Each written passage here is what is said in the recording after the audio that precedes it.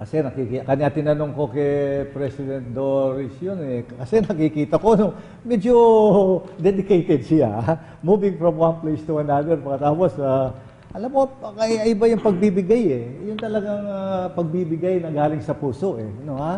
Opo, Doc. Oo, that's how Doris was doon sa nung nagbibigay sila. Ang dami. Anong lahat ang binigay ninyo noon that you can still remember? Apo.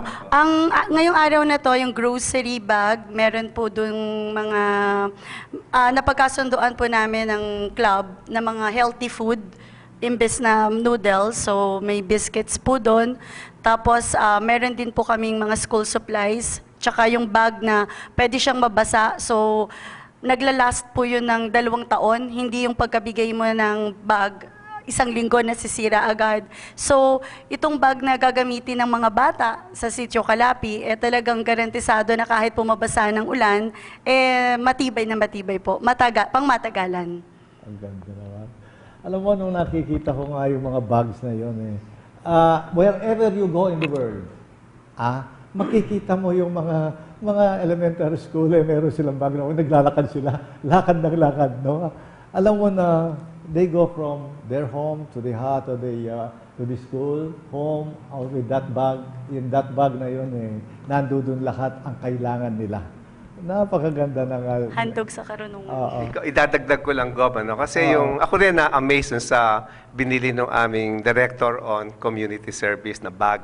Yung bag. Yung bag na to, talagang matibay, tsaka malaki. Hindi yung makabigay lang. Tama-tama, Doc, yun ang talagang sa club namin. Pag magbibigay kami, talagang yung, kung ano yung sa amin maganda, yun ang bibigay namin. Hindi yung porket aita sila, yun lang bibigay namin. Well, marami kayong binigay dyan pero yung bag na yun yun, very impressive yun. Very, very impressive sa mga bata. Talagang enjoy sila. Ngayon, Mr. President, saan ninyo galing lahat ito? Itong mga ito, mukhang mayaman na Rotary Club of Pasay West. Alam mo naman, Doc, naging governor ka rin ng Rotary, no? Tapos, natutuwa nga ako, kayo lang yata isa sa mga rare past district governor na pumayag uli maging presidente para makatulong. So, saludo ako sa iyo, Doc, doon. Sa Rotary, hindi naman lahat ng gastos kailangan manggaling sa bulsa ng mga Rotarians. Ang talagang trabaho ng Rotarian is service, and then maghanap kami ng mga donors. No? Kasama na dyan yung mga local other Rotarians, other businessmen, our friends, here and abroad.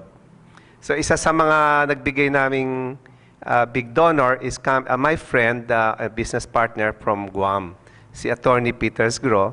So far, nakapag-donate na siya, Gob, ng isang basketball court na talagang pinlano namin na magkaroon ng basketball court dahil wala nga playground yung nakita ko, yung building, school building na 2, walang playground, surrounded by talahib. So hindi conducive. So sabi ko, kung magkaroon ng playground to, meron ng place magko-converge ang mga pupils at pati na yung mga adults para mag-convert sila ron at least sa gabi o hapon. And rightly so ngayon, nagagamit ng ganon. So isa lang yon, Gob. Tapos isa pa, yun naman mga kaibigan naming Rotarians from Japan. Kasi naisip namin, bakit ito mga teachers sa Calapi, sabi sa amin nung chieftain, isa, 2, 3 araw lang kung minsan pumunta sa 1 linggo. So sabi namin, bakit? Kasi daw, they have to walk 1 hour going up, 1 hour going down. Talagang mahirap naman kung tutuusin. So sabi namin na 3 years ago, what if magpatayo tayo ng school, teachers quarter or staff quarter, no? So sabi na, sige, maganda yon, pahingaan ng teacher, ganon. So, nung pinset ko yung plano dun sa kaibigan naming Rotarian sa taga-Japan, Fukushima, no? Sabi nila, okay, Ray, I like it. Give us the budget and we'll fund it. So, ngayon po, nakatayo na. Nakita nyo naman, it's a two-bedroom unit. At sabi nga kanina nung teacher in charge, nagagamit nila. At sabi nga niya, nung sinabi kong, ano kaya kung lagyan ka namin ng mini clinic. Kung mini clinic magbigay kayo, yung isang room pwede natin gamitin. So, Ang gusto mo sabihin, Pipi Ray, meron silang mini clinic doon? wala pa Doc, no? Yun ang gusto naming tingnan ngayon kung paano. okay, Baka sa tulong din ng Rotary oo, Clarkfield, makuha na. oo, Mali lang, total, may mga members kami, 2 doctors, so mag-guide kami what are the composition, what will be the composition of a mini clinic. So, yun din ang gusto nung mga teachers kasi talagang, in case of emergency, wala talagang clinic doon, nothing. And imagine, Doc, 45 minutes magwo-walk to carry a patient, kung paano mangyayari. Yun. So, and then, isa pa, pero yung pinaka-importante, Doc, na talaga, nung sinimulan namin to, kasi sabi namin, kawawa naman itong mga ITAS, walang livelihood. Sabi nga, mga bata, pinapupunta dito sa Clark para magbenta ng kamote, saging. Pero pag pinisita namin yung community, ilan lang ang may pananim ng kamote, ilan lang may pananim ng saging. So talagang wala sila. In fact, yung mga bata, minsan, madalas hindi pumapasok sa eskwela kasi gutom sila. Walang breakfast, no?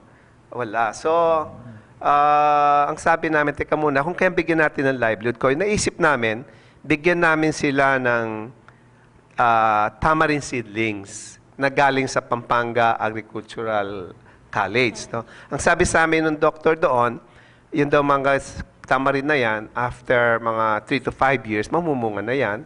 At pag 5 years, sigurado minimum 1 to 2,000 peso worth of fruits, no? Per tree. So sabi ko, sige, mag-ambition tayo ng 100 seedlings o 3 per family. At that time, there were only 48 families, Doc. Okay.